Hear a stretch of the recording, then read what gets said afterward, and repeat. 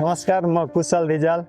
म विगत पौने 4 वर्ष जतिदेखि नेपाल क्यानमुभको कलङ्की ब्रान्चमा राइडरको रूपमा कार्यरत छु।